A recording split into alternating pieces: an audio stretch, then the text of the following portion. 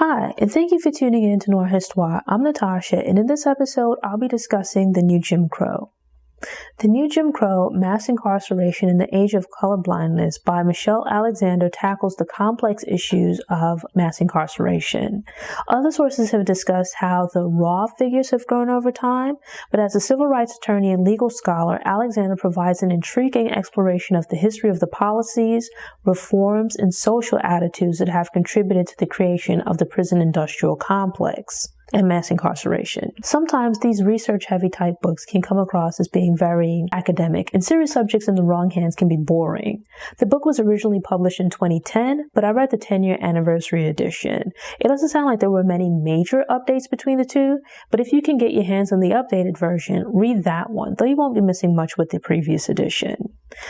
I don't want to sit and struggle to read a book, so while I had the new Jim Crow on my reading list, I was a bit concerned that it might be boring and kept putting it off. Right off the bat, the author answered a few questions that are most frequently asked in discussing the book. One of those questions regards much of the book's focus being placed on Black men versus society in general, or Black people as a whole. She reasons that she placed focus on where the majority of numbers are, or where there were the biggest jumps in numbers, and the majority, or at least an outsized percentage of these issues affect Black men. The second question is, why focus on nonviolent crime versus violent crime? The intent isn't to downplay the serious nature of violent crime, but through research, she came to find that based on data, the majority of arrests and convictions typically involve nonviolent crimes. Violent crimes, which can range from schoolyard fights to assaults to murder, make up the minority of crimes committed, or at least in instances where there's police contact. When the image of the drug user and seller is promoted as being Black versus promoted as being white, the response to dealing with that issue is completely different. In the past, people were being arrested not just for crack use, but for things like weed as well. Looking back, people were going to prison for using or selling weed, and nowadays it's a big, mostly legal business. Politicians and business people who once spoke out against marijuana use and selling as criminal behavior are now trying to get in on the fun to share in the substantial amounts of money being generated. There's also the discrepancy that existed between sentencing guidelines for individuals who had crack in their possession versus powder cocaine. They're the same substance, but in different forms, yet there was this inaccurate over-embellishment of the effects of one form versus the other. And thus, crack came to be viewed as a super drug, while cocaine was like a regular drug and not as bad. The reality is that they're both terrible substances to ingest into the body. But again, because of crack being seen as a drug used by poor Black people versus cocaine being viewed as a middle-class to wealthy drug primarily used by white people, they were treated differently.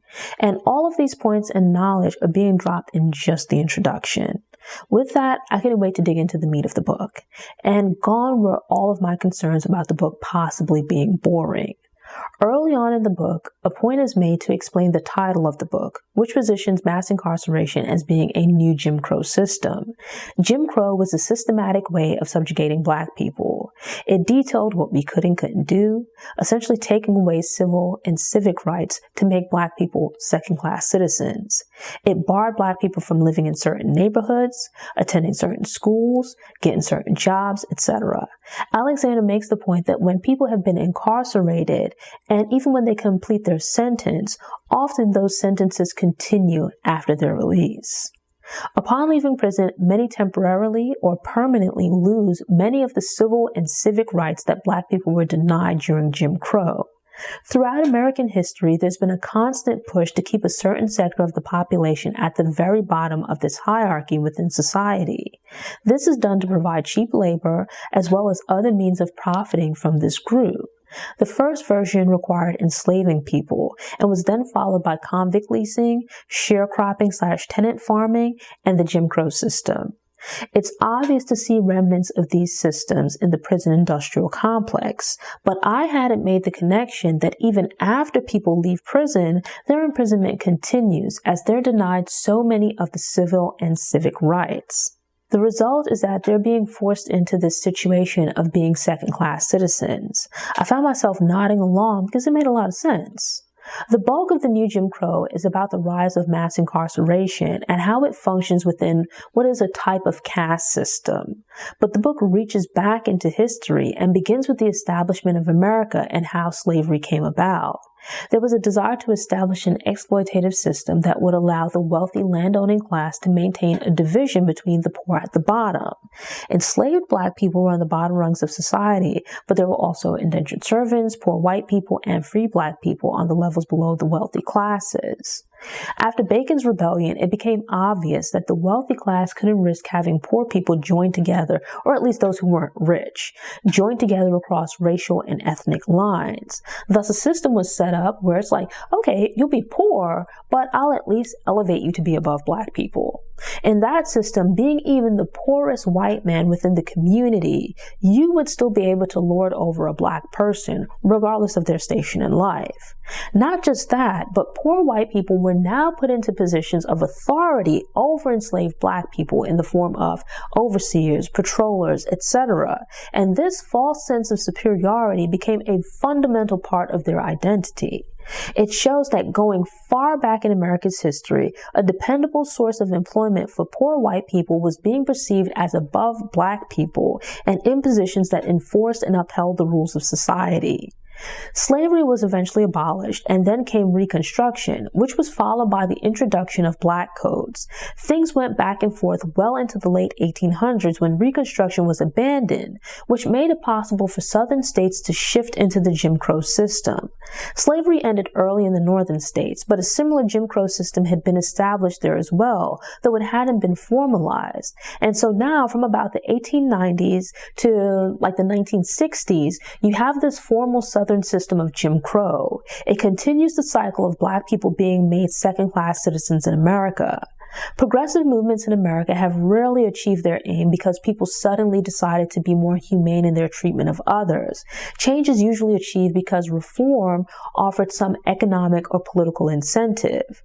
So, America emerged from World War II with a new identity of being the lone or at least the top-ranked standing superpower.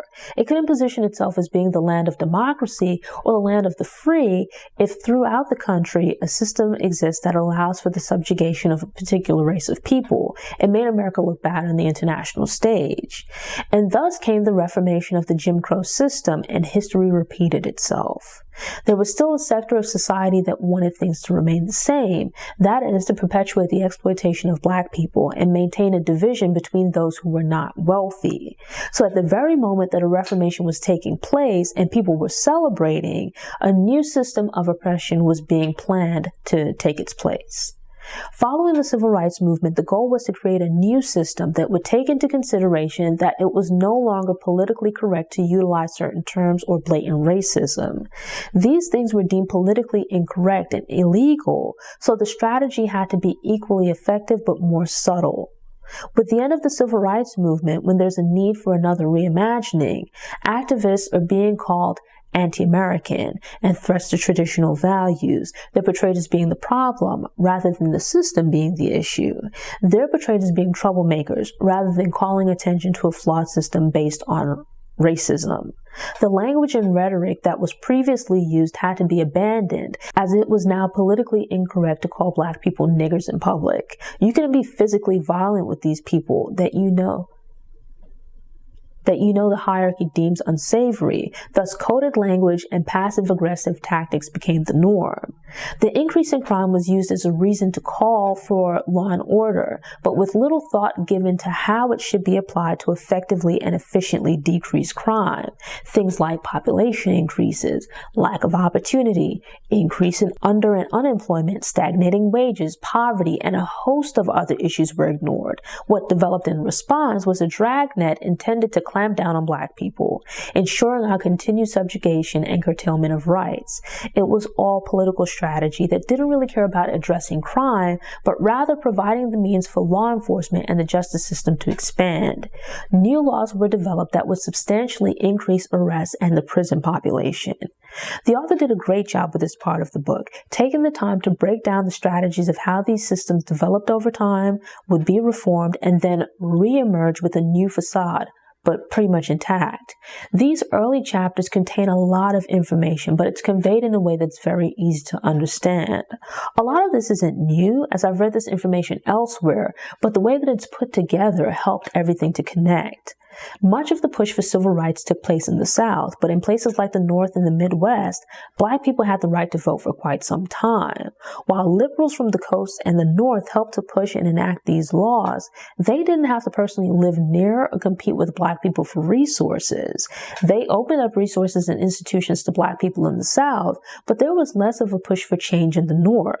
Northern liberals were calling for a change in America, as in the South, but not necessarily in their part of America. There were various forms of discrimination and systems of inequality in the North. It doesn't get as much attention, but there were and still are hostile reactions to Black people moving into certain neighborhoods or attempting to enroll at particular schools in the North. This helped to breed some resentment on the part of lower and middle-income Southerners and conservatives towards the liberal elites. By the 1980s, in the presidency of Ronald Reagan, the Republican Party had perfected its use of coded language and stereotypical imagery. Reagan built on Richard Nixon's earlier promises for a return to law and order. There was a heavy focus on deregulation and privatization during Reagan's administration, which led to a shift in attention from white-collar crime to street crime.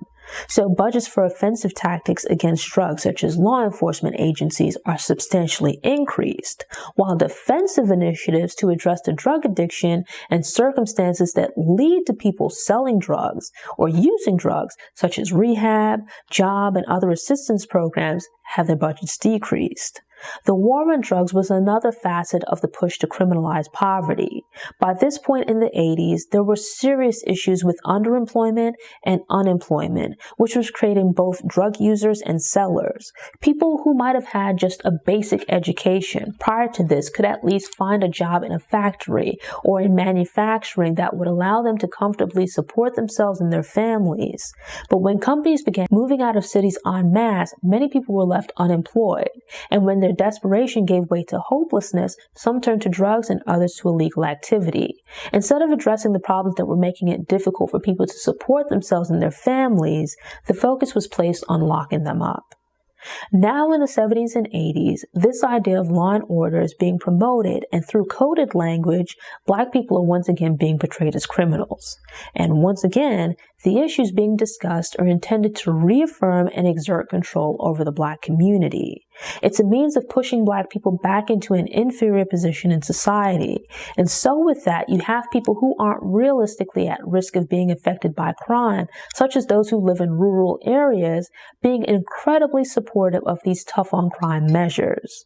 The face of crime has now become synonymous with Black people. So when talking about getting tough on crime, these pockets of society recognize that what's being discussed is being tough and harsh with Black people. Within the Black community, some of the communities that have been hardest hit by job losses, crime is a problem. And so you even have Black individuals, politicians, and communities as a whole calling for something to be done about crime. But the people within these groups, and thus their intentions, are not necessarily the same. Black politicians and communities were calling for substantial decreases in crime that were plaguing their neighborhoods. Their focus might have been on crime, but these other factions were more keyed into the racial undertones in coded language.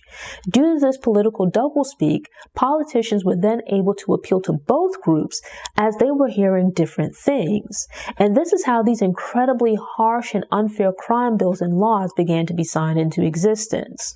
By the time you get to the 90s and Bill Clinton, the Democratic Party is now fighting for what's regarded as swing voters, right? So these are like poor and working class white people who aren't staunchly Republican and believed to be capable of voting either way. So essentially, the Democrats, as has happened in the past, and since then, sacrificed the Black voting bloc in pursuit of swing voters. Thus, they began to also introduce these tough on crime initiatives and the continued practice of taking money away from drug addiction and education resources that help eradicate crime on a long-term basis.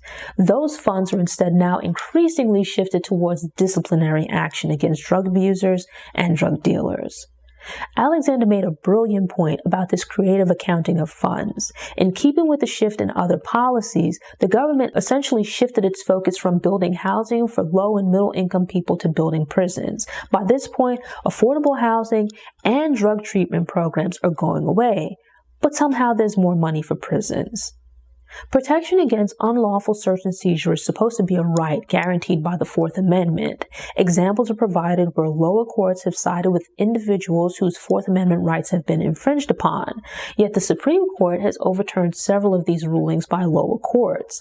It's a means of reinforcing that due to the war on drugs, police officers have been endowed with greater power and authority to search and seize under the guise of drug enforcement.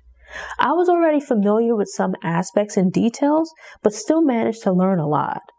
So, stop and frisk was a major problem in New York City, and the issue was twofold. First, a lot of people didn't understand their rights concerning the programs. For example, many didn't know that they could refuse to be searched or to answer questions.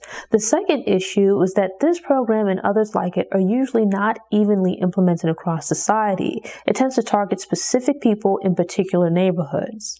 In New York City, the police weren't spread out across the city and stopping and searching people in all neighborhoods. Instead, they were targeting primarily Black and Hispanic young men, and thus they weren't stationed in wealthy or predominantly white neighborhoods like, say, the Upper East Side, but rather neighborhoods where residents were primarily people of color with lower incomes. Given the leeway to stop, search, and arrest people in these neighborhoods that are typically underserved and have limited access to resources, residents will have less of an ability to fight back. So much attention from law enforcement and the justice system is paid to drug enforcement. Yet, as someone with an interest in true crime, it struck me that quite often you hear that there isn't enough police manpower for investigating violent crimes such as murders, assaults, and rapes. In recent years, the rate of violent crime has decreased across the country. Yet there are news stories about backlogs in processing rape kits and murders that go unsolved because there aren't enough resources. Somehow, money is not an issue for investigating and prosecuting drug-related crimes, but resources are scarce when it comes to violent crime. Part of the issue is that when police officers seize certain assets in drug busts, they're allowed to then make use of those items. There's then an incentive to make these really big drug busts because they'll then have those resources at their disposal. Investigating violent crimes offers no similar incentive. Not only has the police force expanded in numbers across the country, but also with regards to their options and leeway offered for investigating crimes and alleged suspects. During stop and frisk, police officers were put out on the street to supposedly stop and search suspicious people. Sure, if they stop enough people, eventually they should get someone who's carrying some kind of contraband, but it's incredibly inefficient if an officer is spending hours stopping 100 people, but only finds one person carrying something illegal. The inconvenience and ill will of the other 99 people are ignored for that one stop that yields something. With enough police officers stopping random people, those arrests will start to add up, but would be minuscule as a percentage of the overall stops. Of those arrests, only some might have enough merit to warrant prosecution, dropping the percentage of cases that go somewhere based on the overall stoppage number even lower. It's incredibly inefficient when you consider the amount of manpower and resources spent on these programs and the reality that most people will be innocent, and of those arrested, few will warrant prosecution. Even with regards to arresting petty drug users, by the time you turn around, they'll be back out on the street using again. The same applies to small-time drug dealers. They might spend more time in prison, but there's generally someone else waiting to take their place. It would be far more effective if the money spent on these stop and frisk programs were invested into drug treatment or the creation of economic and employment opportunities in neighborhoods that are affected by drug use and crime. It should cut down on this revolving door of people going in and out of prison. But it shows that the focus of the expansion of law enforcement and the prison industrial complex was not to protect people from crime or dangerous criminals. It was intended to control a certain faction of the population. I knew that law enforcement agencies could confiscate assets like houses, cars, cash, etc., and then make use of them. But I didn't realize that the person didn't necessarily have to be charged or convicted to have their possessions confiscated. Instead, they merely have to be under suspicion of having been involved in some kind of illegal activity, mostly drug dealing. And the onus would be placed on the person to prove that their belongings should be returned. So it's kind of different from how court cases work. Individuals are supposed to be innocent until proven guilty, but you see the multiple ways that this is turned on its head. And that's before you even set foot in a courtroom. Facing the might of the justice system, many people take plea bargains, especially if they don't have the money to pay for an attorney. Likewise, if their assets are seized, some people decide to just let them go. Unless you're wealthy or well-connected, what are the odds that you'd have the resources to fight back against the justice system? This is how you end up with people who are innocent being behind bars as a result of getting railroaded by the justice system. But then you have wealthier or well-connected people who commit crimes and get off with a slap on the wrist, and that's if their case is even prosecuted. It's not just a matter of race, though that's a factor. It's also a matter of how access to resources can play a tremendous role in your ability to preserve your rights and mount a vigorous defense. And if you think of asset forfeiture at a higher level, it's the same thing, except that the burden of proof for keeping assets versus arresting and charging someone is lower. Not to mention, you're not entitled to legal counsel unless you're charged. In theory, I don't have a problem with police officers, as I think many, if not most, are just trying to do a good job. Like any other profession, these roles are filled by human beings who as individuals vary in terms of character and competency. Police officers and law enforcement are human beings like everyone and will make mistakes. But because they carry deadly weapons and can also set in motion people spending years in prison, the cost of their mistakes can be very high. Yet so many in the justice system somehow regard their hunches and handling of all situations as being beyond reproach, as though anyone in the job is incapable of making mistakes. The issue is not just with the militarization of law enforcement, but also questionable training practices. You now have police departments with histories of prejudice, sending officers into neighborhoods armed to the teeth and prepared to treat residents like they're all criminals. Not to mention that with military-grade weapons, SWAT teams have become like local branches of the military.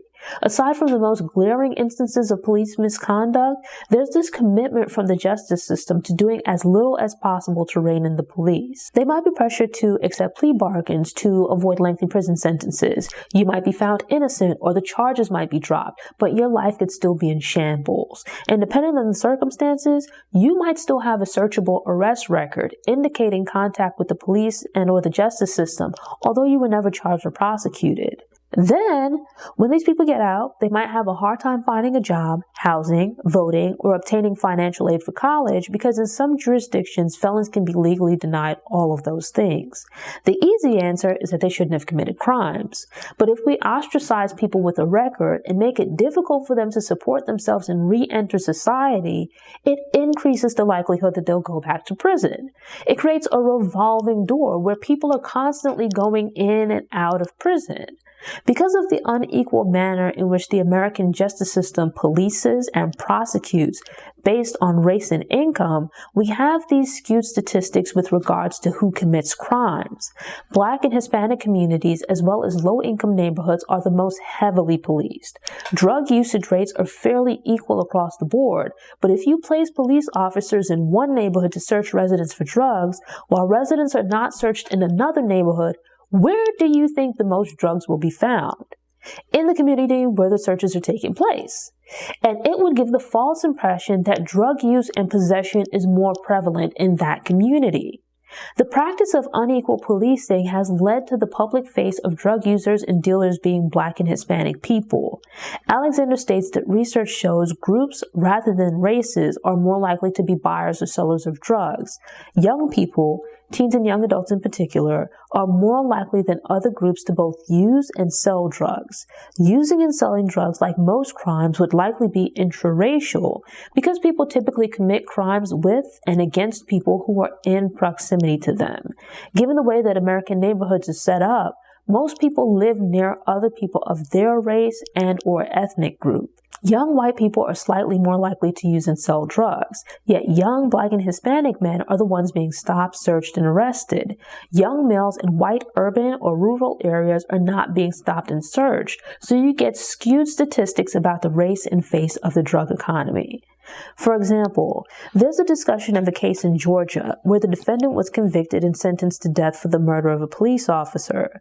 His defense team argued before the Supreme Court that it was unjust for him to be sentenced to death because Georgia and the justice system had a history of bias with regards to individuals being sentenced to the death penalty. And even before getting to convictions, individuals being charged with crimes and the death penalty is sought. That case in particular stood out to me, as I remembered reading a book by Barry Scheck several years ago that provided a breakdown of death penalty cases. It explained that there's a far greater chance of the death penalty being sought in cases where a Black person commits a serious crime against a white person versus when a white person commits that same crime against a Black person. What I found insightful but also terrifying is not that the Supreme Court sided with the prosecution, but rather the reasoning. My understanding is that the court's finding was that bias might exist in the system, but unless an individual such as a prosecutor, police officer, judge, etc. expressly stated that they were biased, the defendant or the person seeking recourse would have no grounds. The court thought it reasonable and expected that there would be some bias within the system, and the presence of bias in and of itself was not an issue or unconstitutional. Think about that. The Supreme Court and the justice system overall leans heavily in favor of the justice system. How does an individual even begin to fight against that? How do you fight within a system against that system when it's willing to do every and anything possible to protect, sustain, and expand itself? This is also relevant to the stop and frisk program, where police officers are given free rein to use their discretion as they see fit and can decide what criteria they use to intercept people. Thus, they can rely on stereotypes and gut feelings, both of which are built on an individual's biases. We then have prosecutors who decide who does or doesn't get charged, how serious the charges should be, and the type of sentencing that should be sought out. This leeway also affects jury selection. I can understand a jury having few, if any, Black jurors in a town or city with a low percentage of Black residents. But how is it that in a place with a sizable Black population, you somehow end up with these juries that have little to no Black jurors?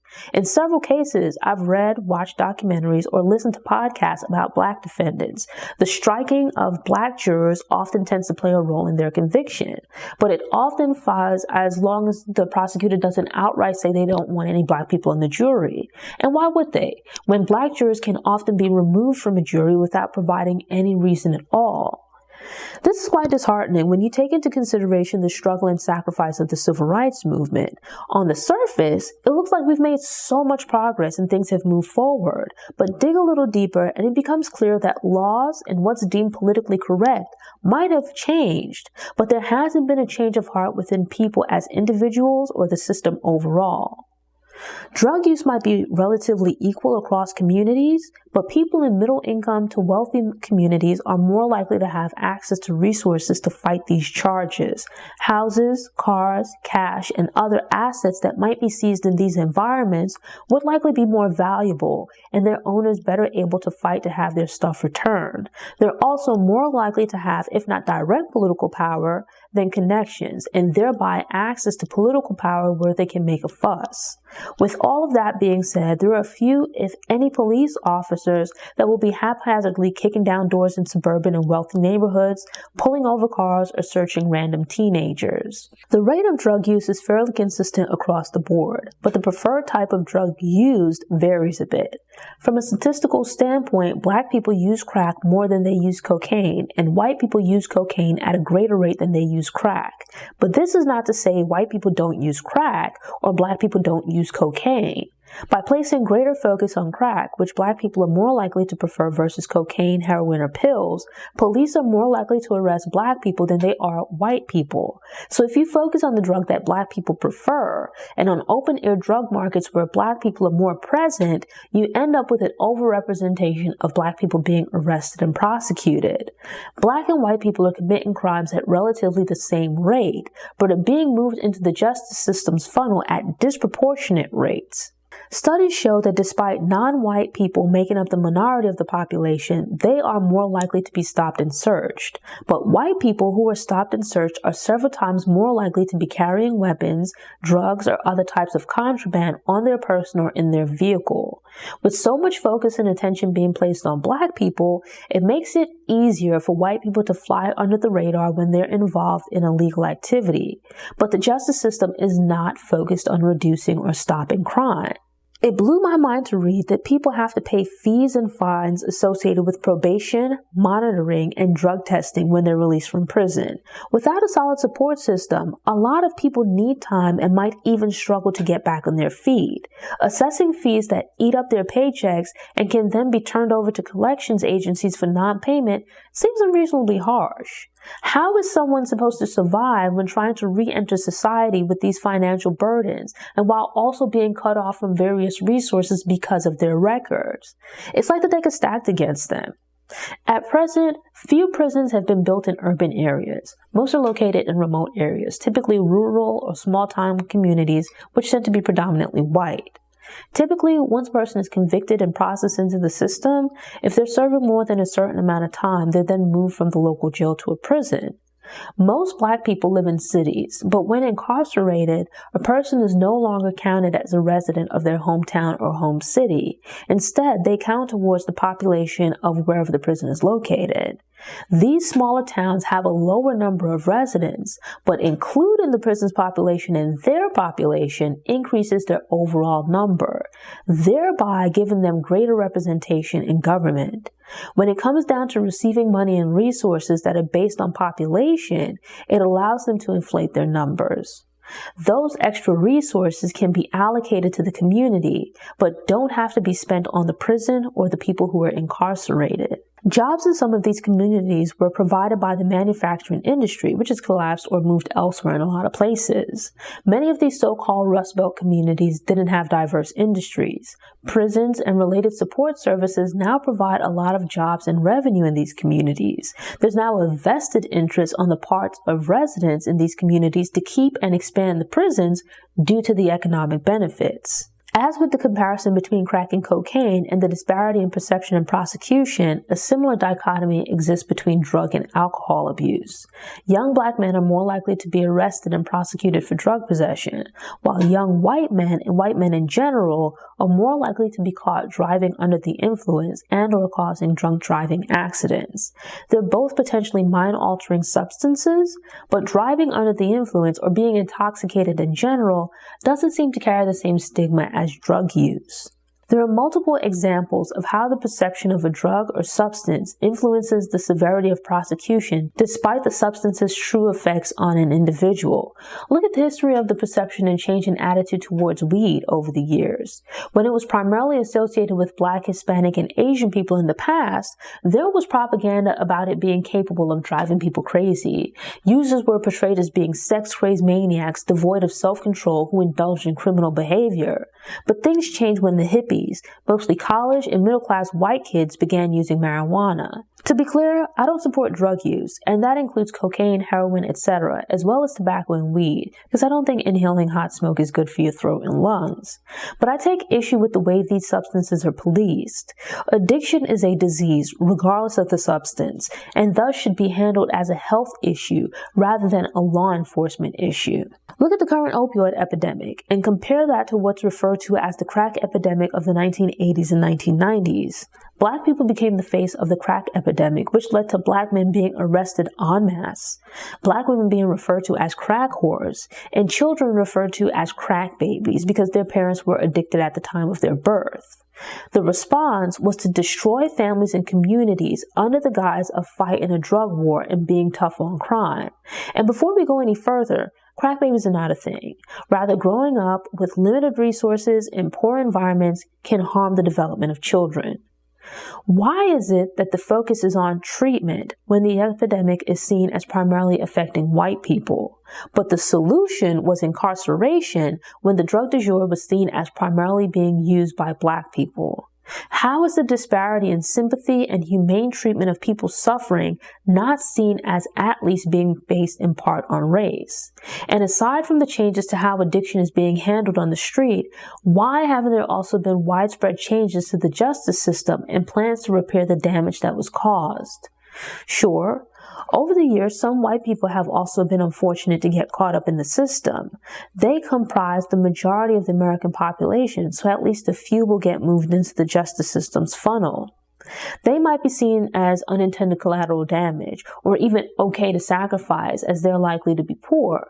But those relatively few white people unfairly trapped in the system gives the branches of the justice system something to point to as an example that the system is unbiased. It allows people to be purposefully obtuse about this subject, as they can more easily brush aside criticisms by pointing to the presence of white people in prison.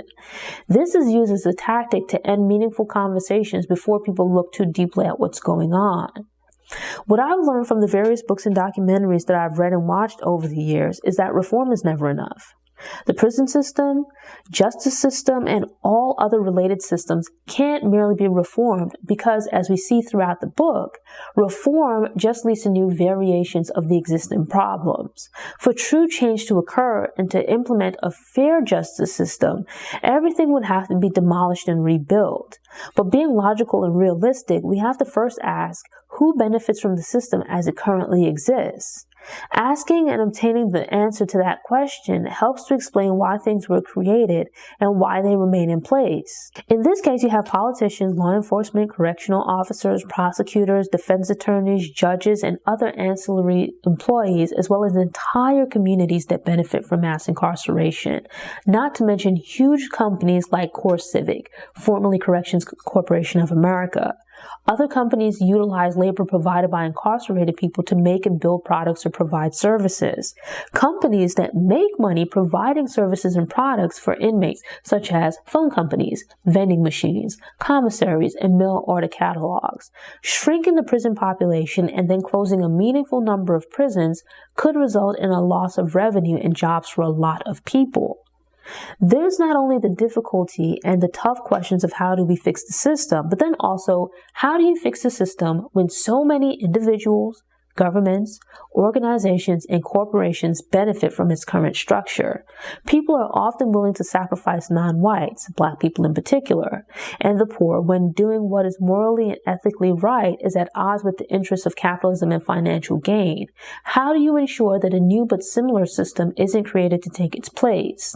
After discussing the development of the system and its current structure, Alexander goes into detail about several other related topics, but I'm not going to discuss them here, as I've touched on them in other discussions, and because there's some opinion mixed in, I think you should especially read that section of the book and form your own opinions. Where I do want to pick up is the discussion of affirmative action, the idea of exceptionalism, and possible solutions for the mass incarceration problem. In explaining the structure of the prison industrial complex and mass incarceration, Alexander provides a good idea or a good understanding of what would need to change to make the system more fair and just. On a basic level, we have an understanding of what the problems are in society. But where things become difficult is in trying to come up with ideas as to how to fix these problems in the real world in a realistic manner. The book shines to some degree in that regard. In the early part of the book, maybe like the first half or so, the focus is on explaining the issue and structure of mass incarceration. Not just criminals going to prison, but this far wider reaching problem that needs to be addressed because of the impact it has on society in general and Black people in particular. But when the book shifted into discussing solutions, I didn't agree with all of Alexander's ideas.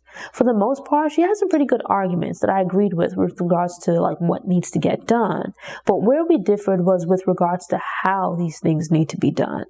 She spent some time explaining the shortcomings of civil and human rights issues are being addressed at present in America because of earlier wins in the judicial system seemingly leading to change. So nowadays, a lot of civil rights organizations focus on trying to bring about change through legal means, where what's needed is activism.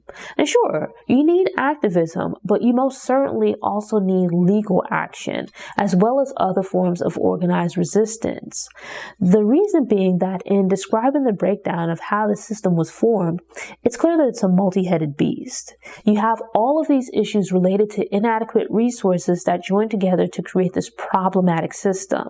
That includes lack of access to quality education, lack of jobs, lack of access to effective rehab and treatment programs, selective enforcement, and prejudicial prosecution. I agree that we can't pick and choose who's worthy of having their civil rights protected and defended. Civil rights are not a matter of belonging to those who are deemed worthy and deserving, but rather a factor of human rights. You shouldn't have to be an upstanding citizen or a shining example of perfection to have your civil, civic, and human rights be respected. You need to just be a human. If dogs, cats, and other animals have rights, and we recognize them as living beings, we can and should extend the same courtesy to human beings. Rights are rights, and they should be inalienable. So the question then is, what's the way forward? I've come to believe and recognize that these systems of prejudice work together to discriminate. So the only response is to mount an attack on all fronts. We can't address racism, but leave classism and income disparities for another time. Nor can we address racism and income disparities, but leave gender discrimination for another day. These systems function together to divide and oppress people, so they have to be addressed at the same time. Because the reality is, inequality for anyone increases the risk of inequality for everyone. We have to address inequality as a whole, not today for you and tomorrow for me. It needs to be all of us today. With that, I fully agree with the idea that we have to recognize this as a complex problem, but we need a more comprehensive approach to solving it. Alexander touched on affirmative action. I'll venture to express what I think she meant and then my perspective. It seems that she's not against affirmative action, but takes issue with tokenism. One is about granting previously excluded groups access to correct past inequalities, and the other is about symbolic representation. And this is something that I've considered about the end of the civil rights movement. The main goal of the civil rights movement wasn't agreed upon between all the various factions, so everyone had different ideas of what a successful movement would look like. For example, there's a saying that much was made about Black people gaining the ability to sit at lunch counters, but a lot of Black people were so economically depressed that they couldn't afford the food anyway. Including low-hanging fruit such as integrating lunch counters made it easy for scraps to be thrown about and lauded as wins. But some of these so-called triumphs didn't change their lives in any long-term meaningful way. Granting one or two individuals at a time access to resources like top-tier schools or jobs made it possible for these institutions to preserve the system without having to change or sacrifice much in the process. We won't bring the schools in your neighborhood up to standard and provide them with adequate resources. Instead, a few students from your neighborhood will attend our schools, but then they'll have to travel across town to get a decent education. So with the chosen few being granted access to resources, it then provides cover for institutions and organizations to defend themselves against allegations of racism. But what about the others that are barred from participation or aren't even given access to those resources? You end up having these against all odds success stories about people like Condoleezza Rice, Colin Powell, Barack Obama, Oprah Winfrey, etc. These Black people came from humble beginnings and achieved a degree of success in life. They can then be pointed to as having overcome, an indication that there are no longer problems in the system or that the problems are now minor. But the reality is that those individuals achieve what they did because they're exceptional, whereas most people are not. They're just regular. You'll have a skewed perspective if we settle for average people suffering, but one or two exceptional people being used as the barometer of success. But there is harm in the concept of Black exceptionalism. The idea is that as a Black person, you have to be 10 times better to get ahead, as it puts the burden on Black people to be exceptional to succeed. You can't make a mistake, and you have to have everything figured out, as there's no room for flaws.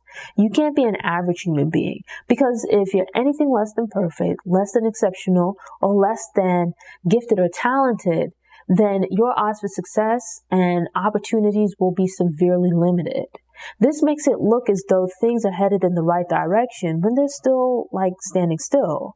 It answers the question of what happened after the civil rights movement and why is it those dreams or promises were never realized. The reality is that sure, there were wins within the civil rights movement, but even though some of these things were achieved, they didn't make much difference in the day-to-day lives of everyday Black people.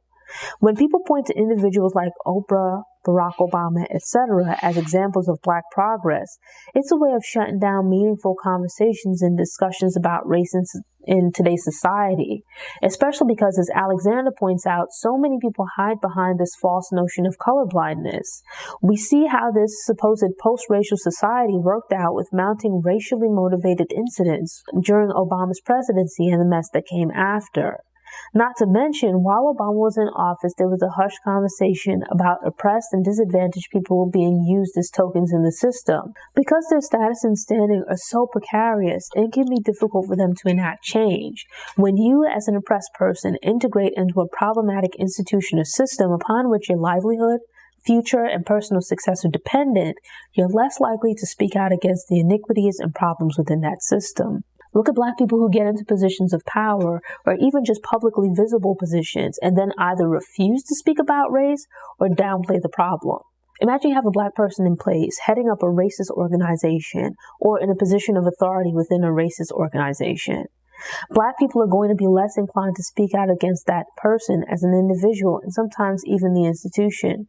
Why? Because it poses the question of how can this organization be racist if they have Black people in positions of power? The reality is if you're just one of two Black people in a system that's predominantly something else, it's possible to not have the power to change that system on your own. As Alexander points out, and we've seen from Obama, he did some positive things while in office, but there were also some shortcomings. There were some things that he did that were at odds with the needs of Black people. But because he was so heralded as the first Black president and the symbol of this Black man and Black family in the White House was so valued, a lot of Black people didn't feel comfortable publicly criticizing him as they might have any other politician. And he's even made statements since that he didn't feel that he could aggressively make changes operating within the system, as is not how things are done. I agreed with her idea of the usefulness of a broad-based coalition across races, but I can't get behind what I think was her saying Black people need to give up some things that were gained through affirmative action in exchange for white people to give up things with regards to racial privilege. Maybe I misunderstood her point and it didn't make sense to me. Think of mayors' offices, city councils, judges, prosecutors, and police departments that now have Black people in public-facing positions of leadership. Imagine if you have a Black police chief or commissioner and there's a police brutality incident. It makes people pause to call out such a department leader about racist policing practices, or even just individual police officers. Police brutality is wrong regardless of who is committing the act. But even when they are functioning within a racist system, it seems like there's less of a racial element when the person carrying out the abuse is themselves Black. The entire book was a lot more interesting and easier to read than I thought it would be. The last chapters were a bit different, but good as well. Often when we have these kinds of conversations, everyone knows the problems and sometimes even the answers, but the difficulty is in implementation. I liked how thorough Alexander was about explaining the problem of mass incarceration and also her perspective on solutions, though, I didn't agree with everything. Thanks for tuning in. Show notes are available on the Noire Histoire website via the link in the episode description. If you enjoyed this episode and want more book recommendations, subscribe to the channel, click the notification bell, and check out my book review playlist.